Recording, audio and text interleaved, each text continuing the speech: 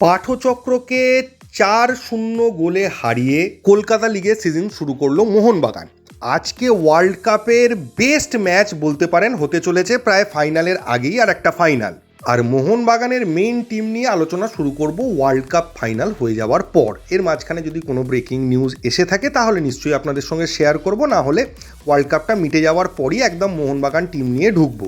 একদম প্রথমে চলে আসি মোহনবাগানের গতকালের ম্যাচটা নিয়ে। আগেই আমি বলি, গতকালের ম্যাচটা আমি লাইভ দেখতে পাইনি এবং অ্যাপটাও আমার ডাউনলোড করে বা সাবস্ক্রাইব করা হয়নি, তাই জন্যই দেখতে পাইনি। এবং পরের ম্যাচ থেকে আমি চেষ্টা করছি, যেটা আমি আগে করতাম, সেটা হচ্ছে কলকাতা লিগের একটা লাইভ কমেন্ট্রি, যাতে আপনারা যারা সাবস্ক্রাইব করতে পারেননি, কলকাতা লিগের খেলাটা দেখতে চাইছেন, দেখতে পাচ্ছেন না কোনোভাবে, অ্যাটলিস্ট আপনারা শুনতে পাবেন যে খেলার মধ্যে কি হচ্ছে না হচ্ছে, কিভাবে খেলাটা চলছে, সব কিছু আপনাদের কাছে কমেন্ট্রির মাধ্যমে ব্যাখ্যা করব। অবশ্যই যদি আপনারা ইচ্ছুক থাকেন তাই প্লিজ কমেন্টে জানাবেন যে আপনারা কতজন ইচ্ছুক আছেন। মোটামুটি 10-12 জন হলেও আমি এটা করব। আমার উদ্দেশ্যটা আপনারা যাতে খেলাটা দেখতে পারেন বা শুনতে পারেন, রাস্তায় থাকলেও যাতে, অনেকে আগেরবার বলেছিলেন যে আমরা দেখতে পাচ্ছি না, সুযোগ হচ্ছে না, রাস্তায় থাকি কিন্তু আপনার কমেন্ট্রিটা শুনে খেলাটা সম্পর্কে একটা ধারণা করতে পারছি। তো আপনারা প্লিজ কমেন্ট করবেন আপনারা কতজন ইচ্ছুক আছেন যে এই কমেন্ট্রির সাথে একসাথে খেলা দেখার জন্য বা একসাথে খেলাটা উপভোগ করার জন্য। আর গতকালের ম্যাচের আমি কিছুটা হাইলাইটস দেখেছি, অ্যাপটা ডাউনলোড করার পরে ওখানে বিশেষ বিশেষ মুহূর্তগুলো কয়েকটা জিনিস দেখেছি, কিন্তু পুরো খেলাটা দেখতে পাইনি, তাই হয়তো ডিটেল আমি ব্যাখ্যা করতে পারবো না। যতটুকু আমি দেখেছি সেইটুকু থেকেই আমি বলছি। মোহনবাগানের পারফরমেন্স কিন্তু আমার খুব ভালো লাগেনি। মোহনবাগান ডমিনেট করেছিল, যতদূর আমার দেখে মনে হয়েছে ডমিনেশন ছিল মোহনবাগানের, কিন্তু যেরকম লেভেলের গোল মিস হয়েছে, কিয়ান নাসিরি যেরকম মিস করেছে, এটা কিন্তু সত্যি একটা চিন্তার বিষয়। কারণ সব প্রতিপক্ষের বিরুদ্ধে তো এরকম সুযোগ পাওয়া যাবে না, এবং সেই যে সুযোগগুলো পাওয়া যাবে সেটা যদি এইভাবে কাজে লাগানো না যায়, কারণ কালকে যে সমস্ত জায়গা থেকে মিস হয়েছে সেখান থেকে গোল না করতে পারাটাই একটা বড় অপরাধ। এবং এটাও বুঝতে পারছি যে এই জুনিয়র প্লেয়াররা কম্পিটিটিভ ম্যাচ সেইভাবে পায় না। একটা RFDL লিগ হয়, সেটাতে তারা খেলে, মেইন টিমে গতবার তারা কেউই সেইভাবে চান্স পায়নি, ফলে গেম টাইম বা ম্যাচ টাইমের একটা সমস্যা তো এদের হচ্ছে। তাই এই ভুলগুলো তাদের থেকে হবে হয়তো প্রথম কয়েকটা ম্যাচে, তারপর আস্তে আস্তে তারা শুধরে নেবে, এটাই আমার বিশ্বাস। তবে সামান্য হাইলাইটসও দেখেছি এবং বিভিন্ন জায়গায় বিভিন্ন বিশেষজ্ঞদের যা মতামত সেটাও শুনেছি, এবং সকলেই যেটা বলছে, সায়ন ব্যানার্জি কিন্তু অসাধারণ খেলেছে। এবং হাইলাইটসেও যতটুকু দেখছিলাম, বারবার প্রতিটা হাইলাইটসই সায়নকেই বেশিভাবে দেখা যাচ্ছিল, এবং সায়নের যে অবদানটা ছিল কালকে সেটাই বারবার দেখা যাচ্ছিল। বলতে পারেন লাল হলুদ জার্সি ছেড়ে সবুজ মেরুন জার্সিতে আরও বেশি করে জ্বলে উঠছিল সায়ন। এবার বাকি টিমটাও যদি উদ্বুদ্ধ হয়ে একইভাবে খেলে, তাহলে এবার কিন্তু কলকাতা লিগে একটা ভালো চান্স আছে মোহনবাগানের।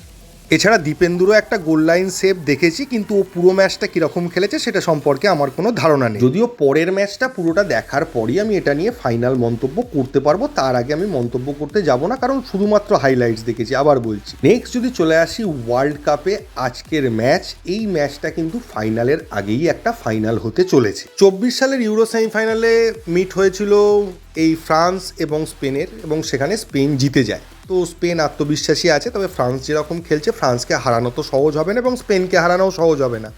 তো মোটামুটি সব থেকে হাড্ডাহাড্ডি ম্যাচটা হতে চলেছে। শক্তির বিচারে ফ্রান্স অনেকটা এগিয়ে থাকবে, তাদের বেশ কিছু নাম আছে, যেরকম এমবাপে রয়েছে, ডেম্বেলে রয়েছে, এরকম প্রচুর নাম রয়েছে ফ্রান্সের টিমে। উল্টো দিকে স্পেনের টিমে যে নামের অভাব আছে তা নয়, কিন্তু স্পেনের দলগত খেলাটা ফ্রান্সের থেকে অনেকটা এগিয়ে। তাদের ইন্ডিভিজুয়াল আন্ডারস্ট্যান্ডিং, তাদের কম্বিনেশান, তাদের খেলা স্টাইল, সব কিছু কিন্তু ফ্রান্সের থেকে অনেকটা এগিয়েই রয়েছে। কিন্তু আবার ফ্রান্সের ইন্ডিভিজুয়াল ব্রিলিয়ান্সটা এতটাই বেশি যে একটা প্লেয়ার জ্বলে উঠলেই সে ম্যাচের রং একা হাতে বদলে দিতে পারে।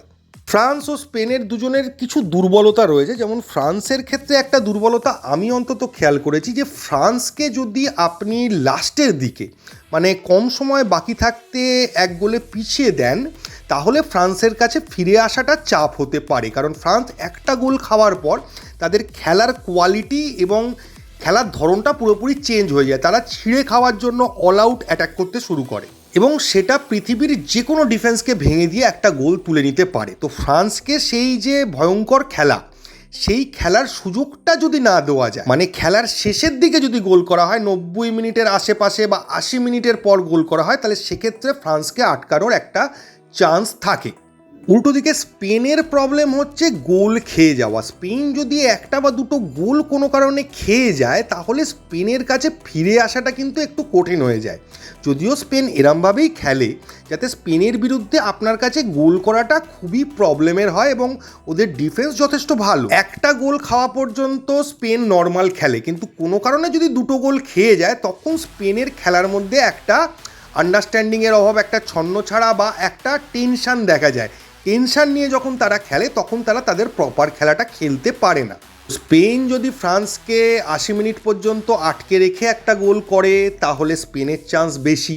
ফ্রান্স যদি প্রথম দিকে একদম দুর্ধর্ষ খেলে দুটো গোল ঢুকিয়ে দিতে পারে স্পেনের জালে তাহলে কিন্তু ফ্রান্সের চান্সটা বেশি হয়ে যাবে। তো আলটিমেটলি কি হয় সেই জন্য চোখ রাখতে হবে টিভির পর্দায়। আজকে রাত্রি 12:30 থেকে খেলাটা রয়েছে। আর আপনি যদি আমায় পার্সোনালি জিজ্ঞেস করতে চান যে স্পেন বা ফ্রান্সের মধ্যে আমি কোন টিমকে এগিয়ে রাখবো, দেখুন আমি কোনো টিমকে এগিয়ে রাখবো না, কিন্তু যদি পছন্দের ব্যাপার বলেন তাহলে আমার স্পেনের খেলা খুব ভালো লাগে। ওদের খেলার স্টাইলটা, ওদের আন্ডারস্ট্যান্ডিং, ওদের খেলার ধরন, নতুন কিছু মুভ, এইগুলো আমার কেন জানি না খুবই ভালো লাগে। আজকে বলে নয়, যবে থেকে স্পেন ওয়ার্ল্ড কাপ জিতেছে তার আগে থেকে দেল বস্কির আন্ডারে যে টিকিটাকা ফুটবলটা খেলতো মোটামুটি, সেইটা থেকেই আমি বলতে পারেন স্পেনের ফ্যান এবং ওদের এই পাসিং ফুটবলটা আমার খুব ভালো লাগে। কিন্তু তা বলে আমি আজকের ম্যাচে স্পেনকে এগিয়ে রাখছি না, সমানে সমানে টক্কর হবে। আর লাস্ট যদি মোহনবাগানের মেইন টিম নিয়ে কথা বলতে হয় তো একটা জায়গায় কনফিউশন আছে। দেখুন ছাংতে এসে গেছে সব ঠিক আছে, কিন্তু যে জায়গাটার কনফিউশনটা রয়েছে যে রবসান রবিনো থাকছে